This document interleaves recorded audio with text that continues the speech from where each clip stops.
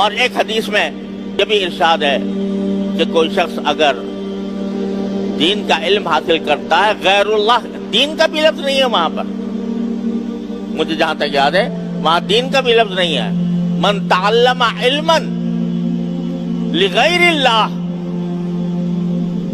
کوئی بھی علم اگر اللہ کے سوا کسی اور کا مقصد، اللہ کی رضا کے سوا کسی اور مقصد سے حاصل کرنے والا ہو کوئی شخص علم کا، من تعلم علما لغیر اللہ فلیتبوأ مقعدہ من النار، تو اپنا ٹھکانہ جہنم میں بنا لے۔ علم حاصل کرنا اس لیے تاکہ میں اس کے ذریعے اللہ کے سوا کوئی اور چیز حاصل کروں، یعنی شہرت پاؤں، دولت پاؤں، ملازمتیں پاؤں، تو فلیتبوأ مقعدہ من النار، تو وہ اپنا ٹھکانہ جہنم کو بنا لے۔ یہاں میرے عزیزوں میں کچھ اہم بات آپ سے عرض کرنا چاہتا ہوں، اور وہ یہ کہ رسول کریم سرور دو عالم صلی اللہ علیہ وسلم کے ان ارشادات کے برعکس اس وقت دنیا بھر کی ذہنیت یہ بن گئی ہے کہ علم کا اصل مقصود زیادہ سے زیادہ دولت کمانا ہے۔ جتنے تعلیمی ادارے اس وقت علاوہ ہمارے ان دینی مدارس کے جتنے تعلیمی ادارے دنیا بھر میں قائم ہیں، صرف ہمارے ملک میں نہیں، دنیا بھر میں، وہاں تعلیم طلبہ حاصل کر رہے ہیں۔ ان طالب علموں سے جا کر پوچھو، کسی سے بھی طالب علم سے، بھائی کیوں پڑھ رہے ہو؟ ایک آدمی میڈیکل کالج میں داخل ہے، ایک آدمی سائنس کالج میں داخل ہے، ایک آدمی کامرس کالج میں داخل ہے، اور وہ وہاں پر تعلیم حاصل کر رہا ہے۔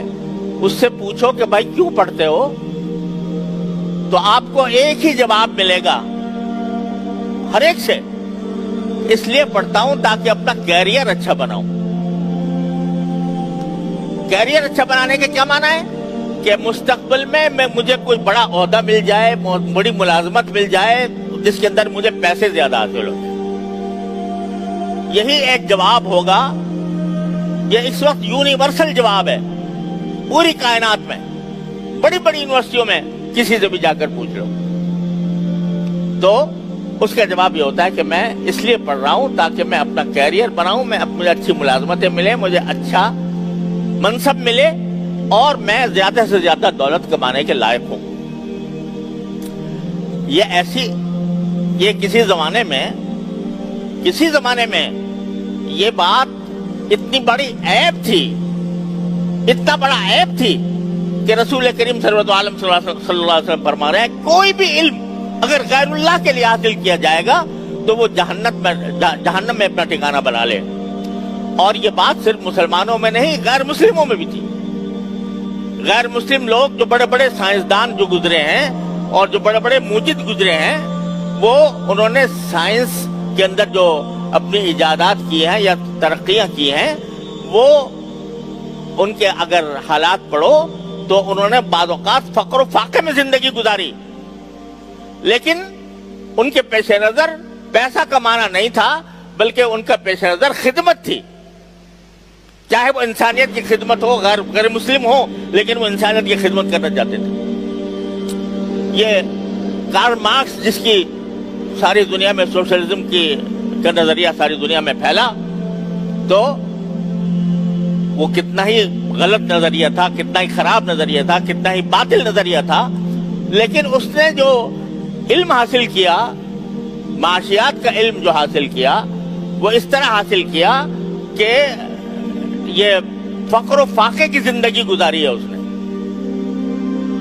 اور کیچڑے پہن کر اور باقی ماندہ روٹی کے ٹکڑے استعمال کر کے اس نے علم حاصل کیا، اور پھر کتاب لکھی، اور جو کتاب لکھی ہے جو ساری دنیا کے اندر پھیلی، داس کیپیٹال، جو ساری کمیونزم اور سوشلزم کی بنیاد ہے، اس کے مقدمے میں اس نے اپنے ساری حالات لکھے ہیں، کس طرح میں نے یہ علم حاصل کیا اور کس طرح میں نے اس کو کوشش کی، لیکن اس لیے کہ تاکہ انسانیت کا فائدہ ہو، اس کے خیال میں انسانیت کا فائدہ تھا، تو اس نے یہ مصیبتیں برداشت کی اور آخر میں ایک جملہ لکھا کہ دیر از نو رائل روڈ ٹو سائنس، کہ علم کے طرف جانے والا کوئی راستہ شاہی راستہ نہیں ہوتا.